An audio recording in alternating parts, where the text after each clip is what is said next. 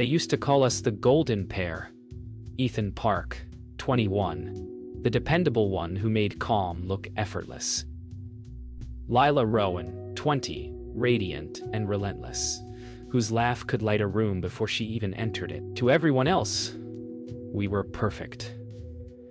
The couple that posted candid smiles, late-night library selfies, and forever captions that blurred into routine.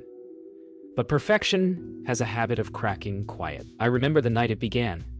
Soft music spilling from her dorm window, her hair catching the light, and me standing there thinking, this feels different. I didn't know that moment would be the start of my undoing, or that the person I trusted most would turn my silence into her story. Everyone saw us as the couple that made sense. Quiet guy, loud girl, two halves that fit perfectly in public. What they didn't see was how carefully Lila staged everything. The laughter, the gestures, the perfect photos, all rehearsed for her audience. I used to think love meant showing up. She thought it meant being seen. The night before it ended, she told me she loved me. Her voice calm, like she'd rehearsed it. I remember her eyes flicking to her phone mid-sentence, as if love could wait for a notification. It happened fast. One post, one caption. Sometimes the person you trust most lies the deepest. No name, no photo. She didn't need either. Everyone already knew who she meant. By sunrise, I wasn't Ethan, the dependable student anymore.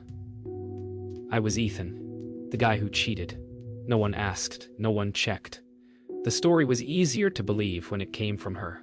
And I didn't fight it. I thought silence would protect me. I was wrong. Rumors don't start like storms.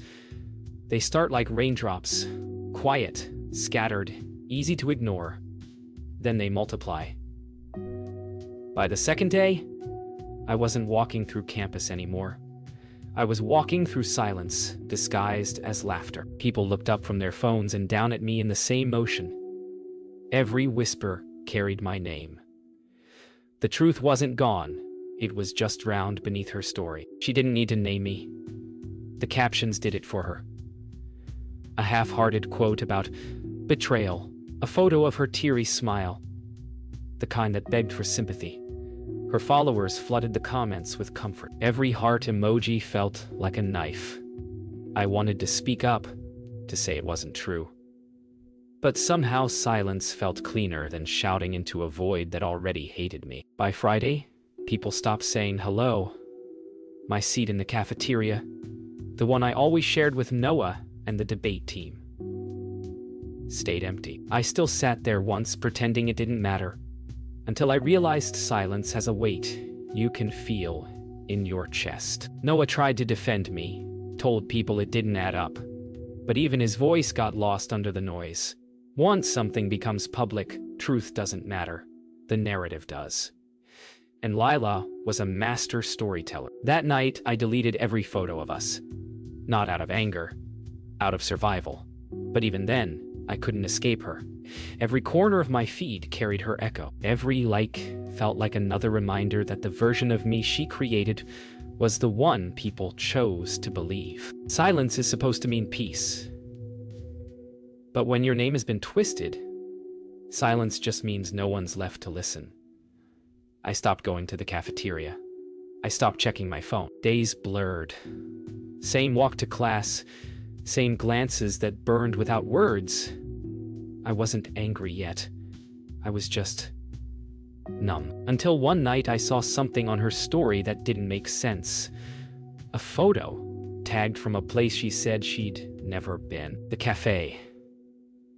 I remembered it, near the old theater, the one she said she hated. The timestamp was from the same night she accused me, the night she posted that caption. My mind replayed every word, every glance. The story she told the world had holes, and suddenly, I could see straight through them. Noah noticed too. "You sure about this, man?" he asked. I wasn't sure of anything, except that Lila's story didn't line up. It wasn't proof yet, just static. but static can still reveal a voice if you listen long enough. I scrolled through her posts again. Every caption, every tag. She'd built a timeline so perfect it almost seemed automated. But people who lie forget small things. The shirt she wore in one post was the same from a different date. The bracelet, gone one day, back the next. Patterns started forming like constellations.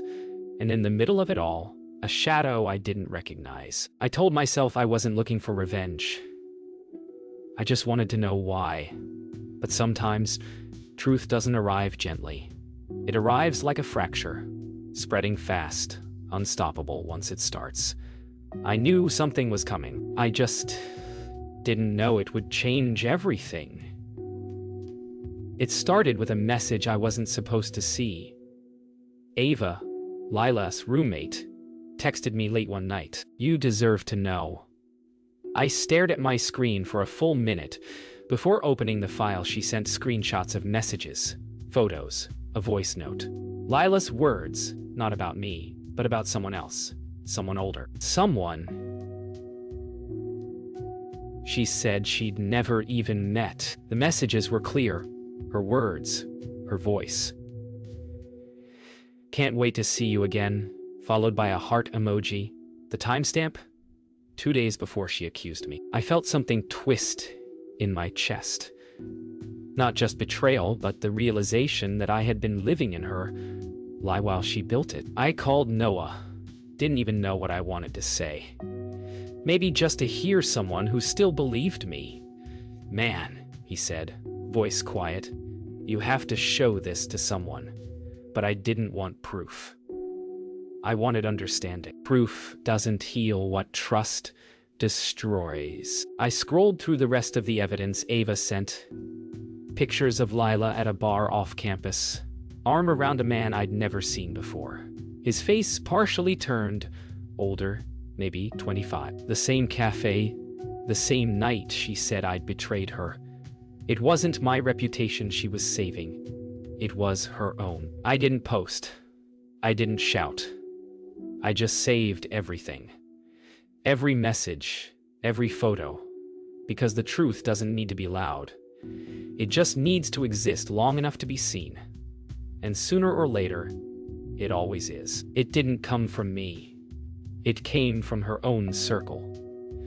A video someone recorded at a party 2 weeks before everything blew up. Lila, laughing, leaning into him. The same guy from the photos, her voice clear, unmistakable. If anyone finds out, I'll just say Ethan cheated first. The sound of that sentence spread faster than anything I could have ever said. By noon, the whole campus had seen it. The same feeds that buried me now lit up with shock and disbelief.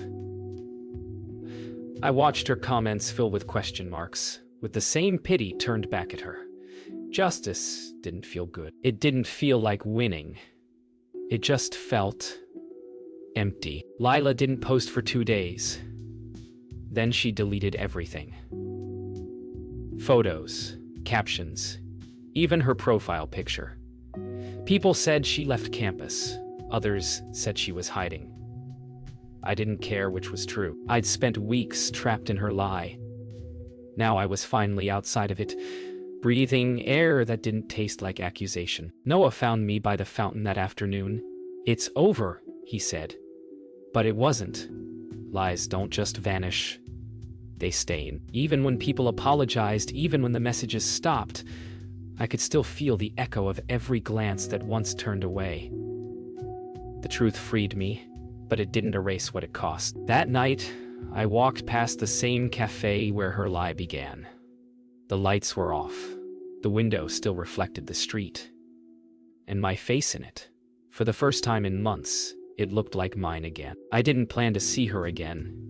I'd rehearsed every version of closure except the one where it actually happened. But fate, or maybe irony, put her right in my path. She was sitting alone outside the student center, the same spot where she used to wave to everyone like she owned the sunlight. Now she sat small, hunched, the weight of silence pressing down on her shoulders. I almost kept walking. Part of me said to let her drown in her own quiet, but another part, the one that still wanted answers, wouldn't move. She looked up. Her eyes searched my face like she didn't believe I was real. "You're not going to yell?" she asked. Her voice cracked mid-sentence, the way truth always does when it finally runs out of excuses. I wanted to. God. I wanted to. But anger felt cheap now. After everything, I was just tired. Tired of explaining, tired of defending, tired of her. So I said nothing, and somehow that silence felt louder than anything I could be. Anne screamed. "I thought if people hated you," she whispered, "they'd stop seeing what I did." The words barely carried past the wind. I felt them more than I heard them, the kind of confession that doesn't ask for forgiveness, just relief. She talked about pressure, about how everyone expected her to be perfect, how my calm made her feel small. I listened. Not because she deserved it, but because I needed to understand how love turned into fear, and fear into lies. The truth wasn't beautiful. It never is. But it was real, and that was enough. I told her I didn't hate her. The words surprised even me. "You ruined my name," I said quietly, "but not who I am." She looked at me then, really looked, and for a second I saw the girl had fallen for, stripped of polish and pride. She nodded, wiping a tear with the sleeve of her hoodie. No cameras, no audience, no filters. Just two people standing in the wreckage of a story that once looked perfect. When I stood to leave, she said my name. Just once, softer than the breeze. I didn't turn, because turning back means there's something left to hold, and there wasn't. The air was still. The campus hum faded. Every step away felt lighter. Not because I'd won, but because the story was finally finished. Some endings don't break, they dissolve. It's strange how the same places look different once you've survived them.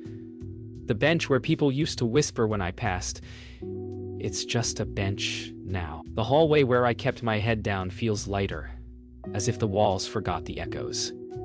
Silence used to hurt. It used to be the sound of my name dragged through the dirt. But now, it feels clean. Like fresh air after rain. People still glance at me sometimes. Maybe curiosity, maybe guilt. I don't really care which. The truth doesn't need an audience anymore. It just needs peace. Noah says people barely mention it anymore. Guess everyone's moved on, he said last week. And maybe that's how the world works. It forgets you faster than it forgives you. But forgetting isn't always bad. Sometimes it means the weight finally leaves the air. He still checks in, still cracks jokes to remind me I'm not a ghost in my own life. The way he talks, it's like he's trying to pull me back into the world. And maybe he's right. Maybe this isn't just moving on. Maybe it's coming back. That night, I opened the folder labeled Truth, my evidence, my armor. Every file inside had been my safety net, the proof that I wasn't what she said I was. I hovered over delete for a long time, not out of doubt, but out of acknowledgement. That version of me, the boy defending his name, didn't exist anymore. The truth had done its job. Now it was time to live without needing it. When I finally pressed delete, I didn't feel loss. I felt weight lift off my shoulders. I saw her again once, months later, outside the library. She looked smaller, quieter. Her hair was shorter, tied back. No camera, no audience, no act.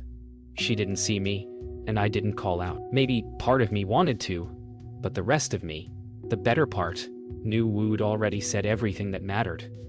Forgiveness doesn't always mean reconnection. Sometimes it's just letting go of the version of someone that hurt you, and wishing peace to the one who's still trying to heal. This morning I walked the same path where it all began, the cobblestone road under the library archway, the one I used to avoid because it felt haunted by whispers. Now, the air was still. The sky stretched wide and soft. I realized I wasn't walking to escape anything anymore. I was just walking forward. The truth doesn't erase what happened. It just changes what it means. And as the sun rose behind me, painting the campus gold, I understood something simple. You don't get to choose who lies about you, but you do get to choose who you become after they do.